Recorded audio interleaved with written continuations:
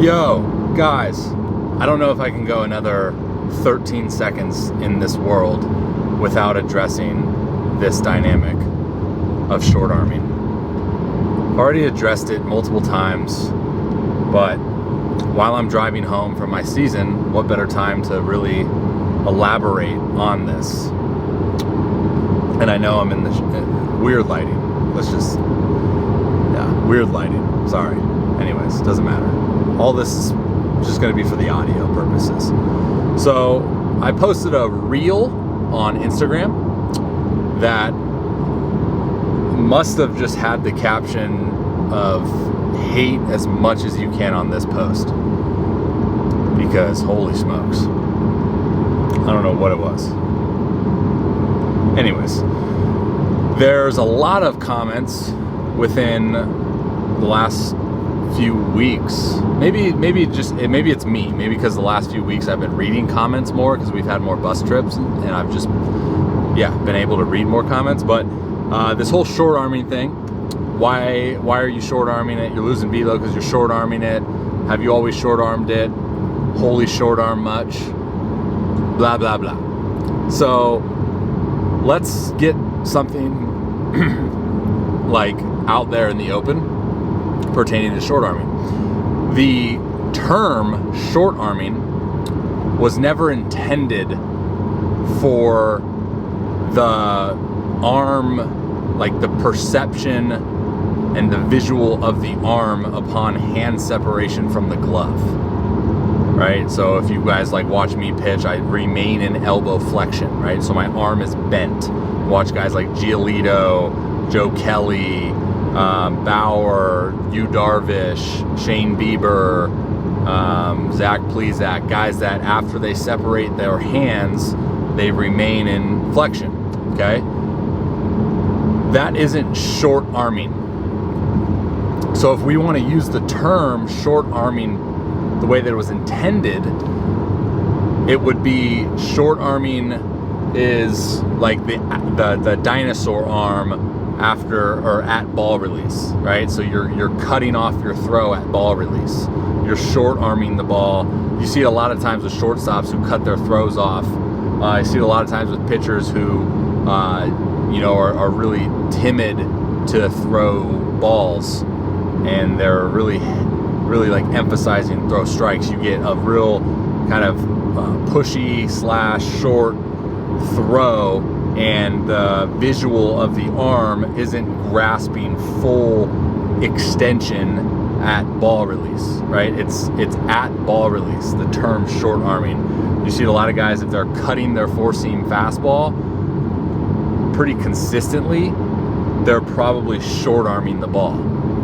So if you were to look at a still image at like ball release of a pitcher, you would see the shoulder of the throwing arm in front of the shoulder of the glove arm. You would see the arm fully extended, and you would see the trunk over the lead knee, and you're maximizing your extension towards home plate. Whereas, again, the term short arming was created for the reason of guys who don't get that. They cut themselves off, and the ball doesn't spin true, and a lot of bad things happen. Now on to my opinion pertaining to arm action. And I'll say this till I'm blue in the face regarding the overarching goal of a throw in general. So when we look at the throw in general, it doesn't matter if you're from shortstop or right field or catcher or bat boy, but obviously emphasizing pitchers here because your boy is a pitcher.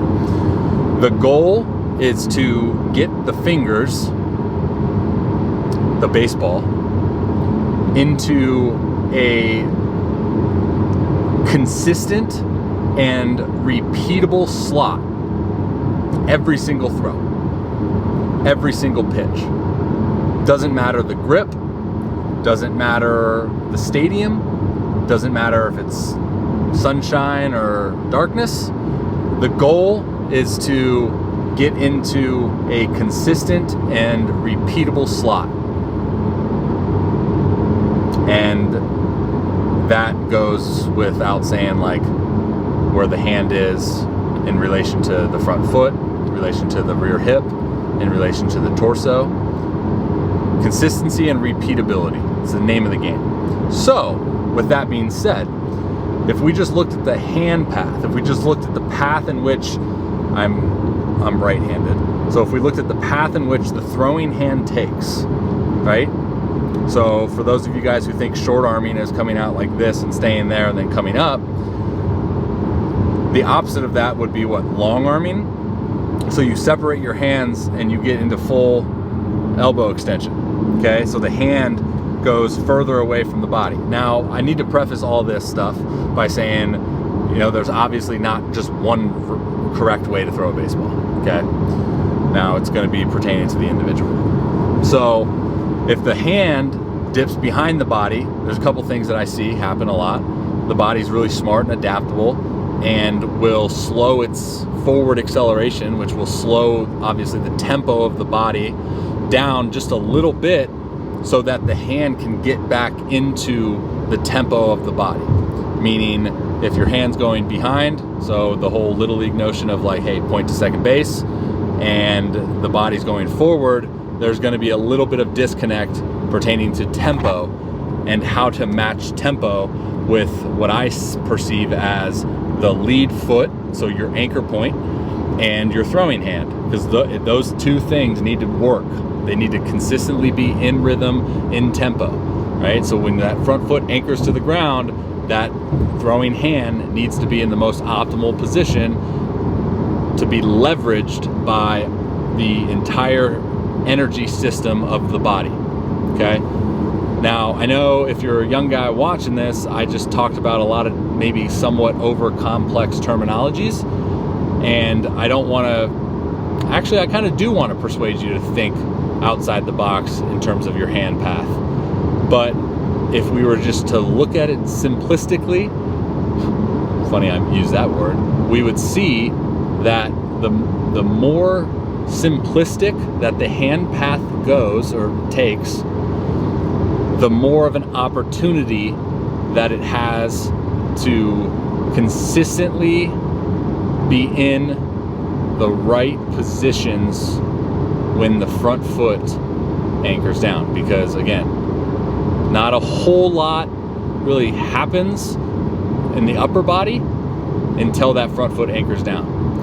So another piece to the whole long arming thing that I see is a lot of movement of the hand, of the throwing arm, actually will initiate more movement of the upper body, which is something that we don't want to do as pitchers, as a thrower that's trying to obtain high power output, because we want to stay still and quiet with our torso until the moment of which our front foot anchors to the ground. That's how we create separation. That's how we create a bunch of rotational energy, otherwise known as torque, in our throw.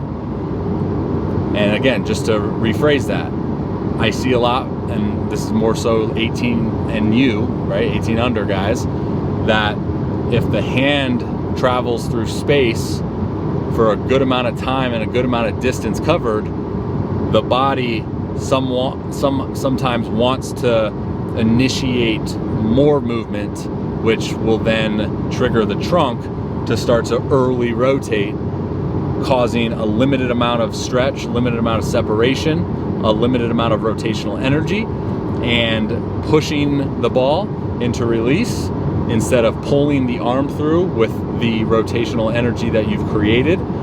So to wrap all of it up, I don't look at short arm versus long arm. I just look at the path in which the hand takes. Simple, complex. Some guys actually do really well with a complex hand path. It could be a mechanism that delays their trunk sometimes. This is more advanced for older guys because it doesn't flip up above the elbow shoulder area until the front foot is anchoring down. So I think it really does come down to the individual, identifying what that particular individual needs within their throwing mechanics, For me, I was a long arm guy trying to sinker slider it, throwing 83, 85.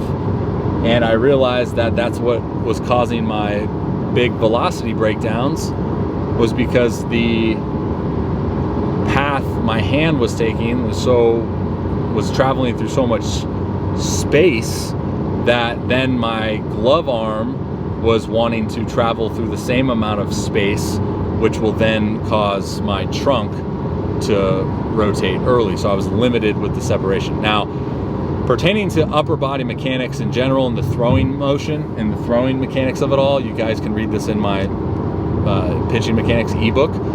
But we want to position our arm biomechanically efficient, meaning like the way we walk, right? So the opposite foot to the opposite hand goes up, goes down, right?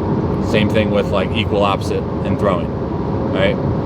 So when the front foot hits the ground, our hand of our throwing arm, so let's see if I can do this, flips up, right?